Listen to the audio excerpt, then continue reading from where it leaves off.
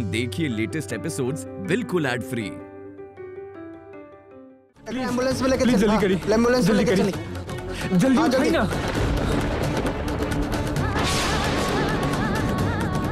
सर का आप हमरा के बताएं, आप अंदर कैसे फंस गई नहीं? अंदर का अवस्था बा हमरा के जाने के बा। आप सर बाहर कैसे अभी हम निकलनी? बिल्कुल बात नहीं कर सकता नहीं, माफ करिए।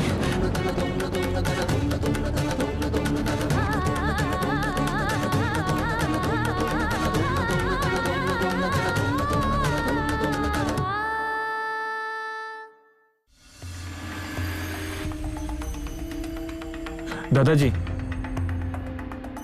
अब सुनी ना, आप इतना परेशान मत होई। वो दोनों लोग ठीक बानी। इससे अच्छा खबर और का हो सकता नहीं बताई। अब दादी माँ, आप दोनों शांत होकर बैठी था नहीं। ना ना बेटा, तू बैठ ना सकेला। तू एक बार फोन करके देखा ना दोनों लोग कहाँ बड़े। हे भगवान, ये सब काहे होता? हमरा के समझ नहीं क्या होता। रोज 2 बार ही घर में पूजा होता। यही वजह से वो दोनों लोग अच्छा बालोक ना तो ना जाने का हो भगवान मालिक बा। मिश्री कब घर से निकल गई यहाँ से, कैसे वो आग तक पहुँच गई, बिल्कुल भी समझ में नहीं क्या रहा बा हमके। रिंकी बोलत बानी न्यूज तो दिखाइले कि मिश्री स्ट्रेचर पे बा और सेठ भैया के तो पता ना अभी तक। अच्छा रिंकी बोलत बानी मिश्री के तक कुछ भइल नहीं ना? आ गई बड़े, रुको हम देखा नहीं। जय राधा कृष्ण के, जय राधा कृष्ण की रक्षा करा। आई रक्षा करी, आराम से, जल्दी रक्षा इस तरफ करी। आई, इस तरफ। आराम से आराम से। बेटा आराम से। तू ठीक था बड़ा ना बेटा? अब मिश्री,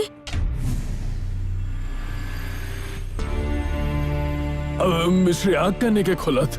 मिश्री, मिश्री बेटा, मिश्री के का भइल बा? मिश्री, मिश्री बेटा, बेटा का दादी भइल माँ? बोला? दादी माँ, एकरा हॉस्पिटल में एगो इंजेक्शन लागल बा, अभी ठीक बानी, सिर्फ रेस्ट की जरूरत बा। एक्चुअली ये बहुत धुआं के अंदर इनहेल कर ले बानी, ऑब्जर्वेशन में रखे के पड़िए। मिश्री, मिश्री रिंकी ओकरा के अभी जगावा मत, सुन लेता वो अभी सूत रहल बा। हाँ भैया जी, आप एकरा के कमरा में लेके चलिए, अभी ऊपर की तरफ। आई चलो चलिए चलिए आराम से, आराम से। बेटा हाँ दादाजी। हाँ यहाँ से।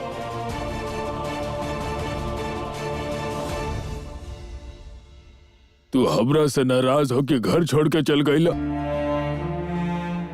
क्या के बताइबो ना कैला? तू का सोचले रहला तू कि दादाजी खत्म हो जास? जाना तनी हमार उम्र हो गई बा। दादाजी, अभी सब के बारे में बात ना करी।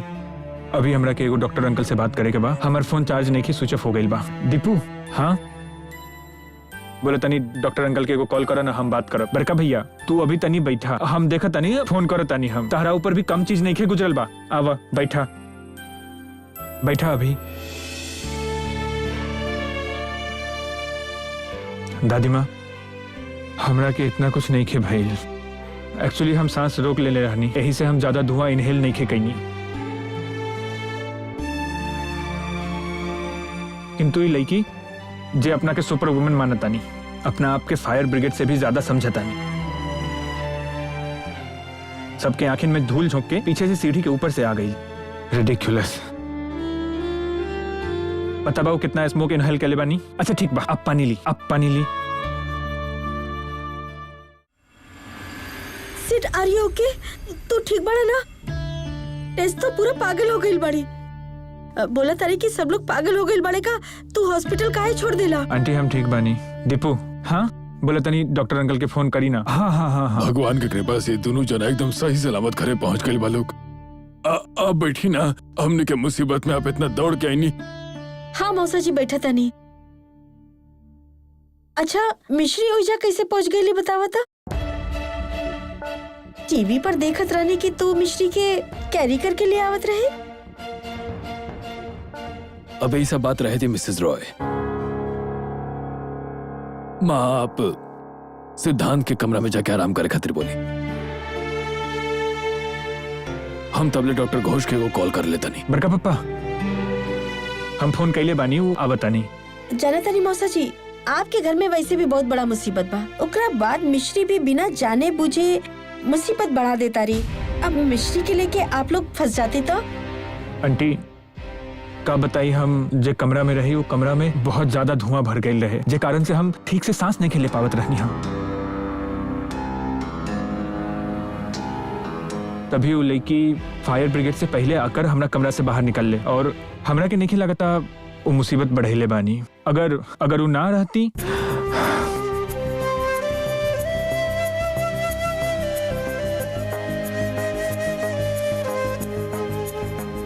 एनीवे दीपू बोला तनी डॉक्टर अंकल नहीं है तो हमरा के बोले हम ऊपर जाता नहीं।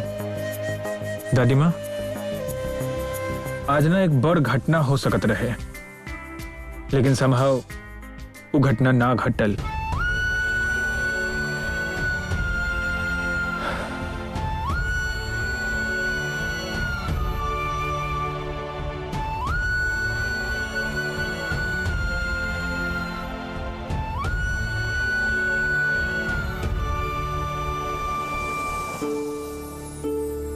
चिंता मत कर सोमू, सिद्धार्थ ठीक बड़ा, तू परेशान मत हो।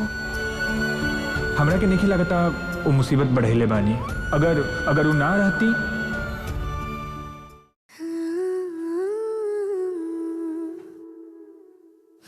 अरे पूजा, मिस्ट्री ठीक हो जाए ना जल्दी। हाँ रिंकी भैया बोलले ना कि मिश्री के इंजेक्शन देले बा यही खातिर सूतत बाड़ी, तू काहे ऐसन करत बाड़ू बोला था? का भइल रिंकी, सब ठीक बा ना? अभी तो सूत रहल बाड़ी, कैसा पता चली कि ठीक बाड़ी की नहीं के। हम कितना गिल्टी फील हो रहल बा ना छोटका भैया। बार बार मन में ये बात आ रहल बा कि हम इस सब बारे में दादाजी के कुछ भी बात नहीं कहले हुई था। ये दिन हमके कबो नहीं देखे के पड़त ना। आप ठीक कहले रानी छोटका भैया, एकदम ठीक बोले रानी। आप हमके नहीं कहे के चाहिए रहे कोसा दी और बड़का भैया के कोनो भी चीज के बारे में। कांग्रेचुलेशंस मिश्री, तू हमरा दादाजी के भी हमरा से छीन लेला। ठीक बा ना, जे होबे के रहल से हो गई, अब छोड़ा ना।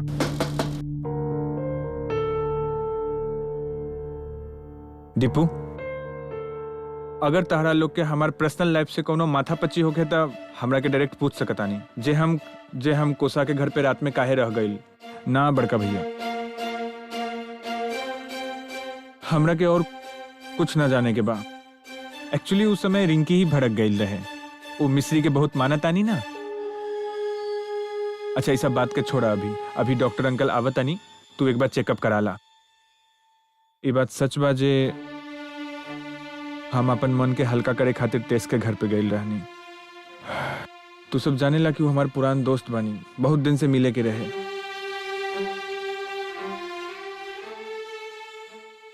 देखा कल जब हम कोसा के घर गए रहनी है तो सर के हमरा एगो इमरजेंसी कॉल आयल रहे कि कोसा के बेंगलोर जाए के बाद हमरा ओकरा के एयरपोर्ट छोड़े के पड़ी।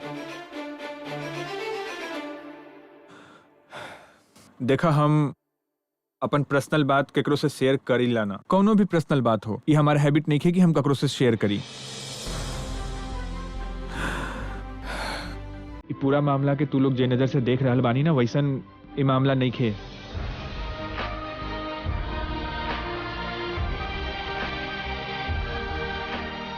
एनीवे पता बा तनी दादाजी के बता दिया। एक्चुअली क्या बोला तनी, दादाजी इतना दिन से खूब विश्वास करते रहनी, ई बार पता नहीं खे काहे हमरा पर विश्वास नहीं खे।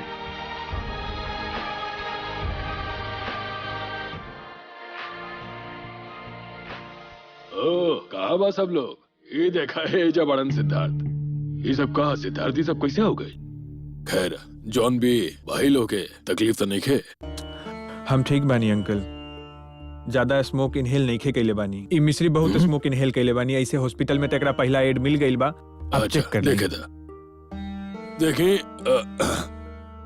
बैठी डॉक्टर बैठी। Thank you Sandeep. मिश्री बेटी तनी आँख खोला था।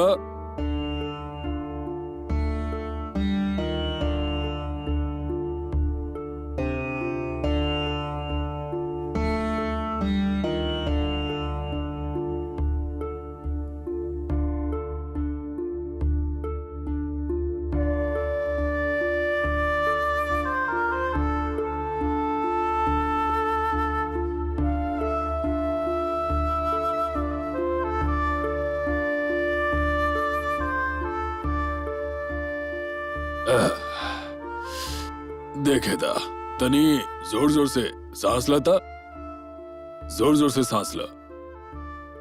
आराम से, तनी सा साइड हो जा। आराम से।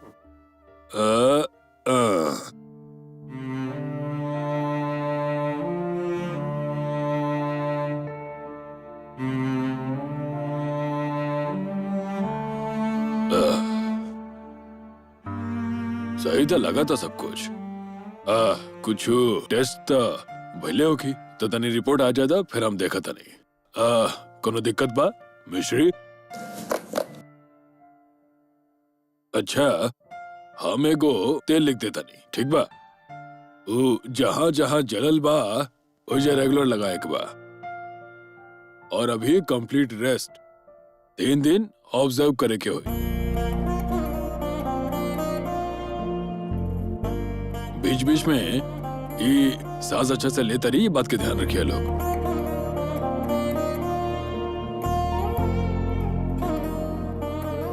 इला ठीक बा बेटी? चला आई आई डॉक्टर, हम लोग आके छोड़ के आवत नहीं। सेठ भैया हम कहत रहनी आप एक बार देख ली ना। अरे तकलीफ होई था हम बानी ना, तहार भाई एकदम सही बाड़न पूजा। अच्छा ठीक बा, हम चले तनी से। Thank you uncle. चला। और रिंकी दीदी अब बोलत है कि हम ना ठीक हो गए हैं। अब आप लोगन के खाए खातिर का बनावे के बाद पूजा दीदी बड़का जमाई के कुछ खिलावे के पड़ी ना अभी। देखा पूजा, ओकरा के बोल दे ज्यादा बने के कोशिश ना करे। अपना आपके सुपर वुमन समझ तारू का? केकरो से पूछले बिना ही गेस्ट हाउस काहे गइल रहे? हाँ, आग बुझावल जाना तानी का? फायर फाइटर बनी का? मतलब जे आग में फसल इंसान के निकाल सके, राइट? तो अगर ना जानेला तो वहां अंदर जाके का जरूरत रहे? हाँ रिंकी दीदी आप अपन घर के गुस्सा लेकर के बोली कि बिल्कुल भी गुस्सा नहीं करे। हाँ, वो का सिनेमा के हीरो है, वो भी तो सिनेमा के हीरो नहीं है ना।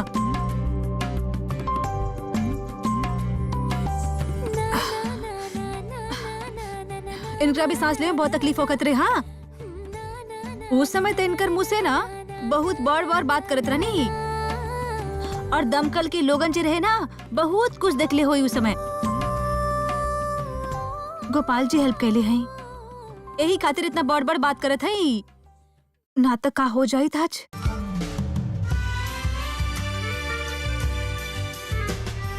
और दादाजी के ऊपर गुस्सा करके ग्लास सा फोड़ के घर से निकल जैसे का वो हीरोगिरी होखेला? बताई हमके। हाँ, वो हीरोगिरी नहीं की है का? अच्छा तू शांत हो जाता, इतना गुस्सा होके के कोनो जरूरत नहीं के बा। सुना, एकरा के ज्यादा बोले से मना कर, ये हमरा के सहन नहीं के होत। हमरा के ज्ञान देवे से पहले एक बात पूछ ले एकरा से कि हमरा बचाते वक्त अगर एकरा के कुछ हो जाए तो हम आंटी के का जवाब देती? दादाजी कितना सॉफ्ट होई, एक बार भी ना सोचलसी। सुना, एकरा के बोल दा कि डॉक्टर अंकल जे कहले बानी वो माने। पानी दे दे पापा, पानी दे दे। सेठ भैया पानी ले ला। पीला। बोलत बानी सेठ भैया आप ना प्लीज इतना गुस्सा मत करें। हाँ, थैंक यू पूजा। ये तूफान मिलके खातिर ना हम एक दिन पागल हो जाए सीरियसली।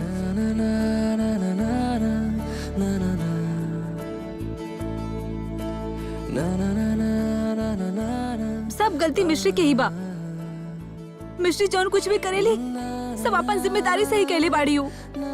और मिश्री घर के खातिर जौन कुछ करेली वो बात मिश्री के खुद भी पता नहीं के चलेला।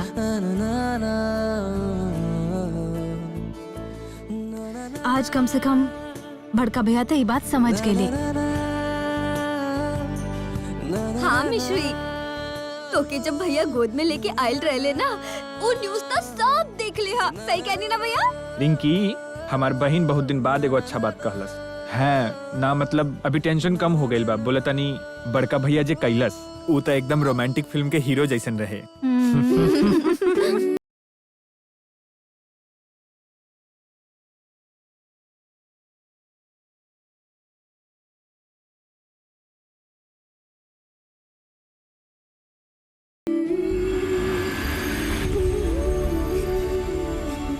गोपाल जी, गुस्सा वाला साहब के ऊपर और कोनो भी तकलीफ नहीं की होके के चाहिए। दादाजी के पोता के आप अच्छा से रखी।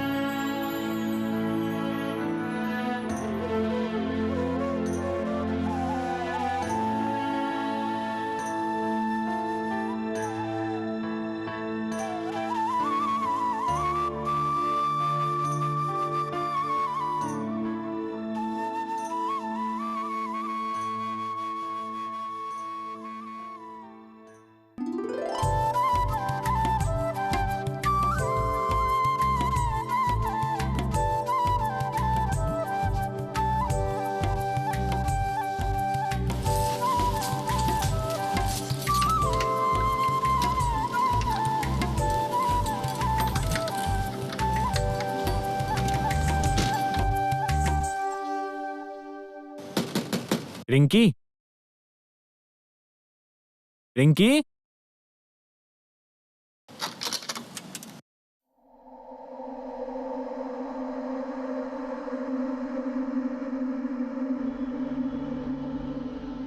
रिंकी, वो कैसन बा अभी?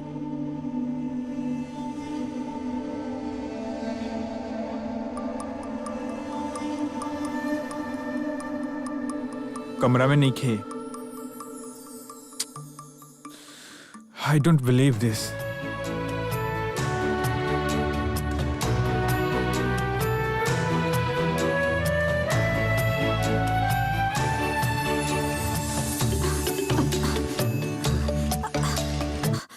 मिश्री, मिश्री,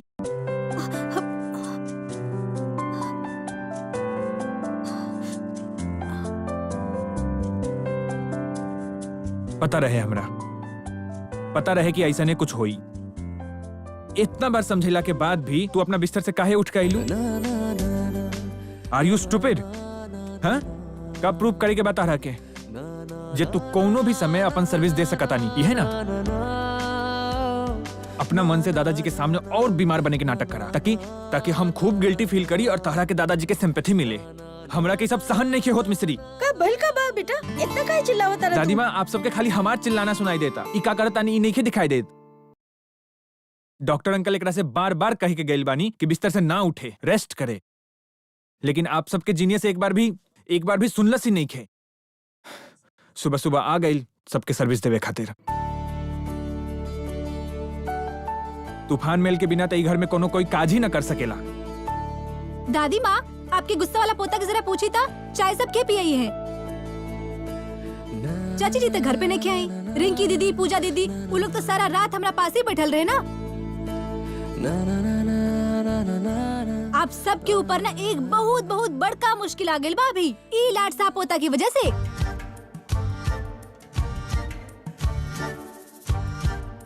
हम बिल्कुल अच्छाई, एकदम अच्छाई और साफ काम कर सकत है हम। मिश्री ने इस छोटा छोटा चीज के लेके ना बिल्कुल भी नहीं थकेली। हमके ना मेहनत करके बहुत आदत बा।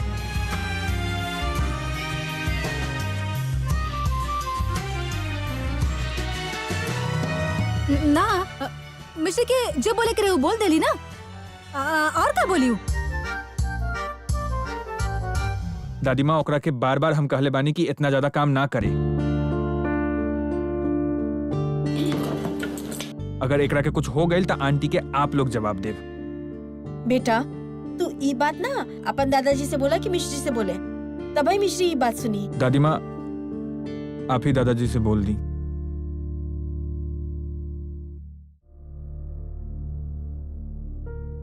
दादाजी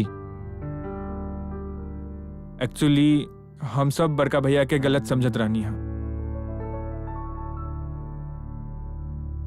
बड़का भैया वो दिन कोसा के घर पे एगो काम से अटक गए रहे। ओकरा बाद कोसा के एयरपोर्ट छोड़े गए रहे। यही खातिर घर न लौट पेले। लेकिन ये सब सही ना रहे संदीप। एक बार फोन करके खबर दे देवे के चाहिए। खैर जॉन भी एगो बात कहेगा, सुना लो, मिश्री क्या ज्यादा काम मत करे दिया लो।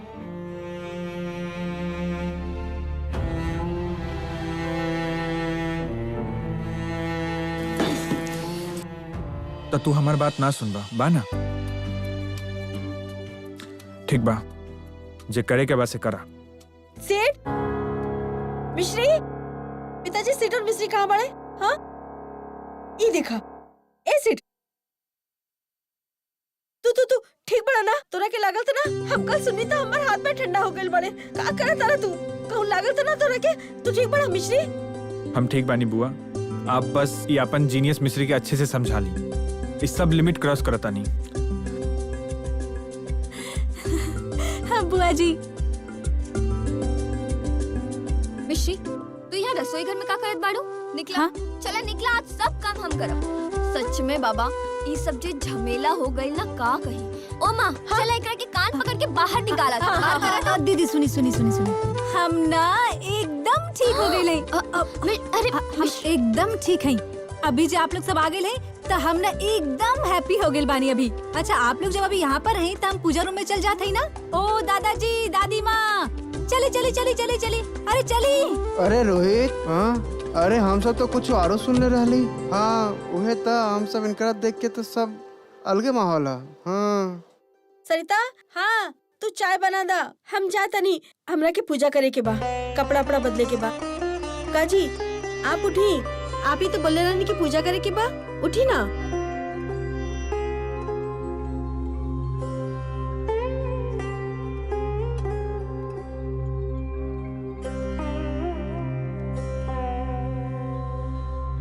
अच्छा दादाजी इतना काहे तकलीफ में बाड़े?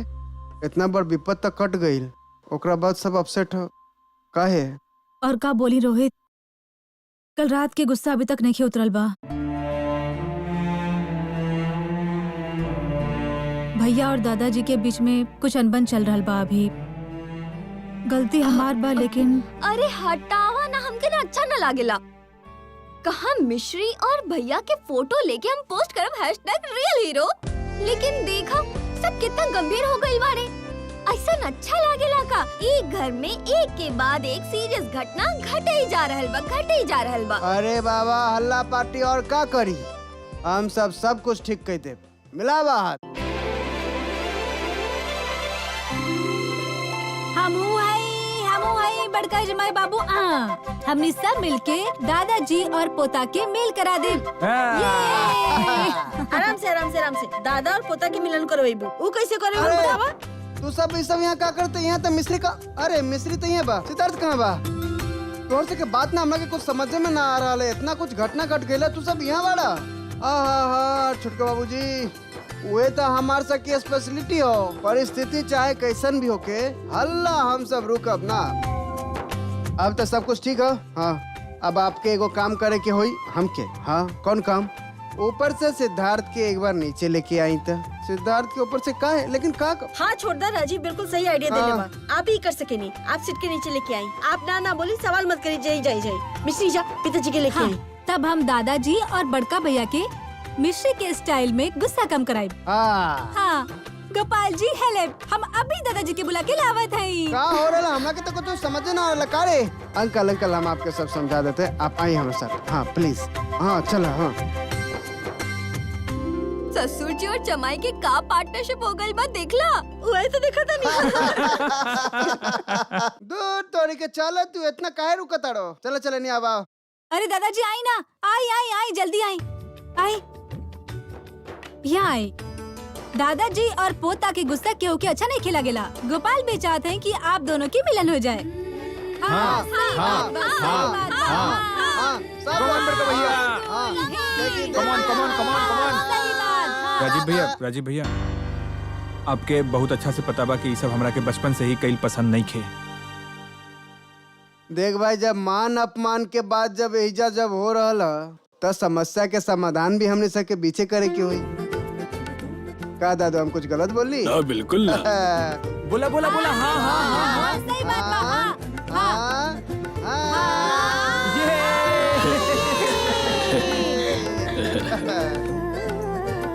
तू हमरा खातिर का बड़ाई हम तरह के ना समझा पाए। हमरा के जब लागेला कि तू कुछ गलती कर लिए बड़ा, तो हम खुद ही के दोष देनी। लेकिन अनफॉर्चुनेटली दादाजी हमरा के कोनो गलती नहीं खे। अब फालतू में हमरा के डांट देनी। अच्छा सॉरी, एक बार। चली चली, बहुत अच्छा से चली। ना नेकी बोलत हई हम। ई स्टूपिड लड़की ना हमरा के बहुत इरिटेट करेला। एके बोल दा हमरा और दादाजी के बीच में ना बोले। ए चुप चुप चुप चुप, ना बोले हाँ, के चुप करा तो बहुत हाँ, मत बोले, मत तारू। बोले। हाँ, हाँ, चुप बिल्कुल। रहो, हाँ, चुप। बुझ जा। दादाजी आप भी। राजीव भैया का कर रहल बानी? हम जे कहले बानी ई बात याद रहे सबके। Is that clear? क्लियर, खूब clear. Gopal ji thank you. ये परिवार के सब लोग के आप अच्छा से रखिए हमेशा। जय गोपाल। गोपाल गोपाल जी, आज ये प्रसाद ले लिया आप हमरा से। आप जी दादाजी के और गुस्सा वाला साहब की जो मिला देली ना आज, ओकरा खातिर बहुत बहुत बहुत थैंक यू। एगो बात बोली गोपाल जी, आप दादाजी और गुस्सा वाला साहब के कब्बो भी झगड़ा मत करवाइए, ठीक बा ना?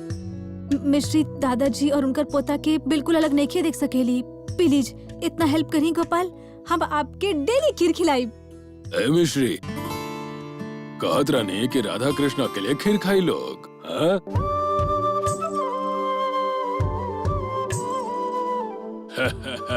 ऐसा ना हुई। सुना, तू बिल्कुल ठीक हो जा। ओकरा बाद से अच्छा से घर पे राधा कृष्ण के पूजा करावल जाए। ओकरा बाद से पूजा और रोहित के पूजा भी तो देव के हुई। हाँ, तो होबे करी। शादी में तो वक्त बाकी ना बा, हमरा के जल्दी व्यवस्था करे की पड़ी। असुनी आज सरिता आइल बड़ी, ओकरा के सब समझा दिया, ठीक बा? कितना मजा आई ना, बताई था। पूजा दी के शादी में हमने बहुत धूमधाम से करब। अच्छा, तब तक आप लोग पूजा सब करी और हम वहाँ पे देख के आवत हई। और ये सब प्लान करे की पड़ी ना। ए मिश्री, जा जा जा, तू जा। अरे बाबा, तोहरे तो ननद के शादी बा, लेकिन ध्यान रखिया, ज्यादा उछल को तो मत करिया, शरीर अभी कमजोर बा। ओ बुआ जी, पूजा दी के शादी बा अभी। हमने के बहुत सारा प्लान भी करे के बा। हमने जाते बुआ जी। कहे जी, का लगता सिद्धार्थ का कब मिश्री के अपन पत्नी के रूप में मान पाई? का पता राधा माधव के का इच्छा बा, का पता। हमरा के तो समझ में नहीं आवा था जी, सब कुछ ई सब हुआ था घर पे। लेकिन सिद्धार्थ जिस तरह से पीछे पीछे आई ओकरा पर नजर रखा था। हम आपके को बात बोला तनी, पोता के ऊपर भरोसा कई के कल जैसे चिल्लाए वैसे चिल्लाई के ना चाहिए, समझी? ये सब अशांति हमरा के अच्छा न लागेला। अभी तक घर में शादी बा, 5 लोगन के सामने कोनो गलत बात मत करिया। मतलब एक की तारा सिद्धार्थ और मिश्री के मिलन के कोनो संभावना नजर नहीं क्या बात? फिर तो हमरे कुछ करे के हुई। काहे कि हमेशा दूसरे के खुशी में अपन खुशी तो ना खोजत रही। ओकरो अपने को दुनिया होके के चाहिए, ओकरे को पति होके के चाहिए जो ओकरा के प्यार करो। हम एकर व्यवस्था करे। जय राधे कृष्णा। हो गई, बुड्ढे के दिमाग खराब हो गई।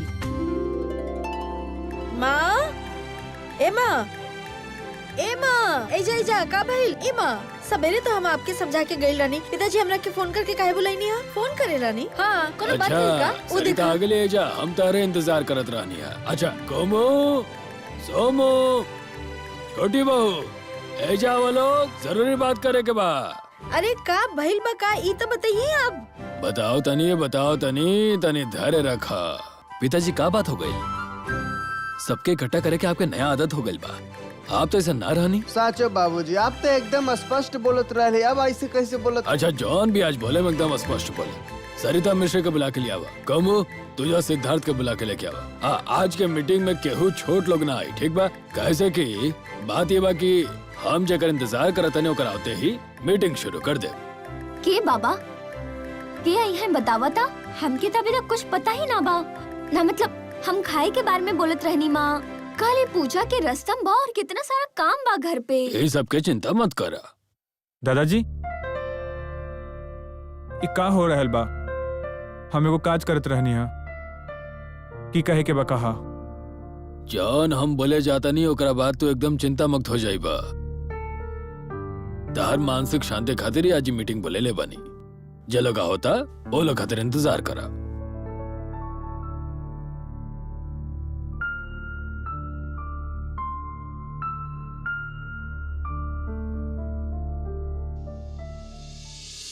शोम, हम तोरे से सच में एक बात जानने चाहता नहीं।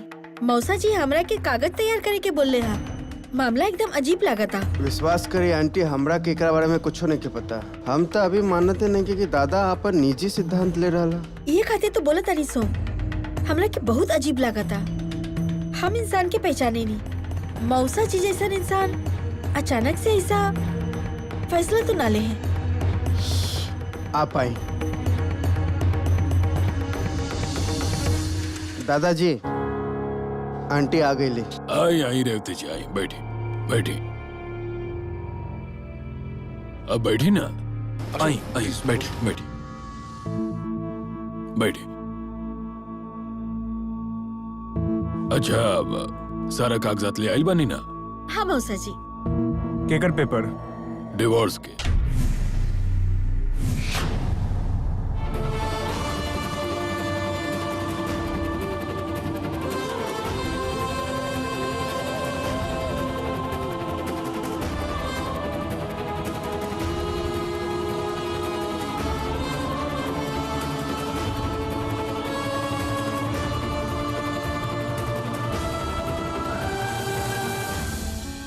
गोपाल जी, दादाजी सब का कारण है? डिवोर्स? एकर मतलब शादी तोड़े के बाद? यहाँ का एगो मतलब नया ड्रामा शुरू भइल बा का घर में फिर से?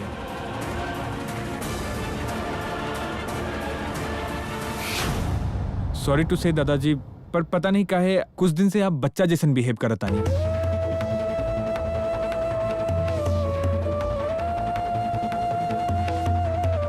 आप फिर से एक बार कुछ बोलब और फिर सब हल्ला गुल्ला करी। हमें को काज करत रहनी दादाजी। ना सिद्धार्थ, कोनो नाटक ना के करत। रेवती कागज सब निकाला। तू देखा तारू ना, हमार पोता तो विश्वास नहीं करत के हम ओकर मुक्ति के बारे में सोचता नहीं।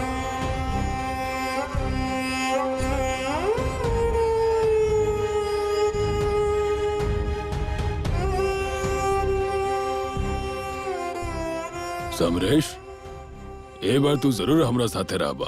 अब मिसेस रॉय, पिताजी का कहे के चाहता नहीं तनी आप हमनी के खुल के बताएब का? मतलब आप अपना साथे डिवोर्स पेपर्स लेके आयल बानी? मतलब पिताजी आपके खुद डिवोर्स पेपर ले आवे के कहानी?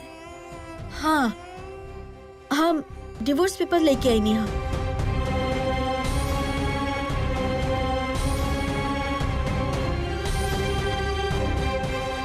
सच कही तो हम समझ रही के आवत कि हमरा के मौसा जी कैसे डिवोर्स खातिर राजी हो गई।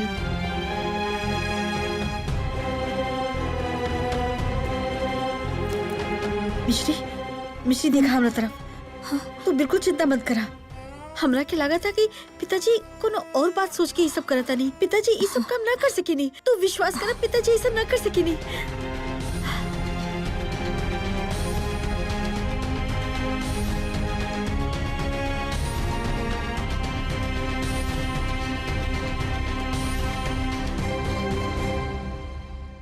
अरे का हो गई? तो सब लोग इतना चौक काहे गइल लोग? सिद्धार्थ, तू तो शादी में विश्वास करेला ना, ताकि हमरा वजह से तू में फंस गल रहला और दिन पर दिन तू और फंसत जात रहला। तोहरो भी एगो ना एगो नाटक करे के पड़त रहल। हमरो ऐसा लगा था कि हम अन्याय कर रहल बानी, कि हमरा तो ऐसा लगत रहे कि एक ना एक दिन तू मिश्री के सम्मान देबा, ओकरा के पत्नी के अधिकार देबा।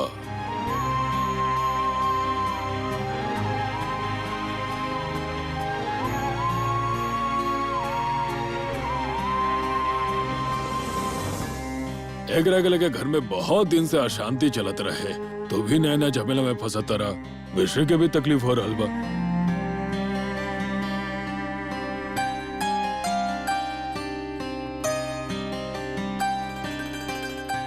हे भगवान, तो फिर का एकरा खातिर आप शादी तोड़ दी है? अग्नि के सामने शादी कैला बा सिद्धार्थ मिश्री के साथ। इतना आसानी से शादी के तोड़ दिया जाएगा? आप ये सब का बात करता नहीं?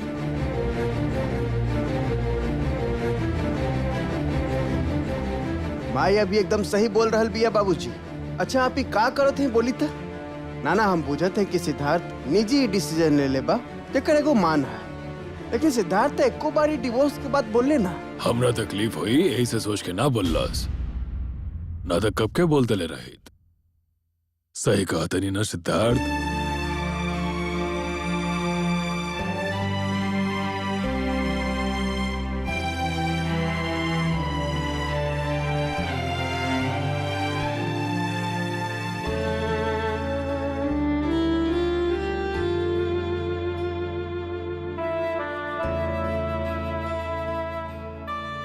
हमें साचो विश्वास न कर पा रहा है। एकदम अचानक हमारा सोचल बात सब सही हो रहा है ना। इस सपना तो ना का ये सब साचो में घट रहा है। पिताजी, अगर आप ये डिवोर्स के फैसला कर लिए बनी तो हम तो ये कहब कि आप जो फैसला ले ले बनी, ये फैसला एकदम सही बा। इतना दिन के बाद एकदम ये आप सही सोच ले बनी। ये शादी तो एगो एक्सीडेंट रहे पिताजी। वैसे तो हमरा सिद्धार्थ के कोनो मैटर पर बोले के तना चाहिए, लेकिन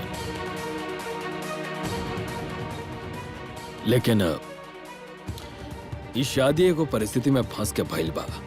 आशा करता नहीं कि ये घर के सभी सदस्य लोग हमरा ई बात से सहमत हुई लोग।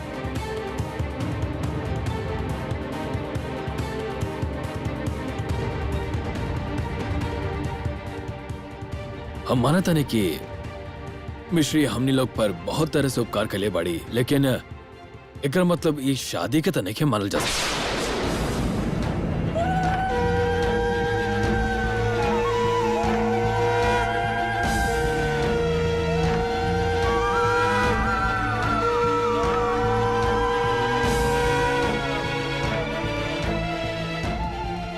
मिश्री,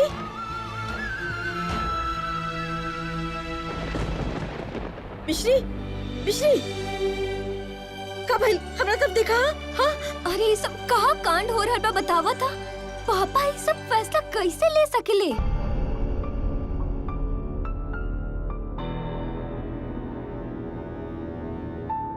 अरे बाबा, सामने हमार पूजा के शादी बा। अगर ओकरा से पहले ये सब हो जाए तो लोग सब का कहिए।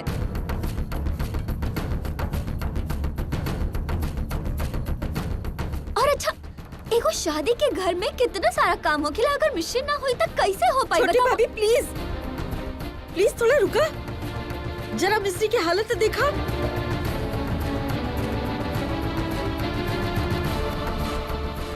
रेवती, कागज निकाला और साइन करवा लो। हाँ मौसा जी।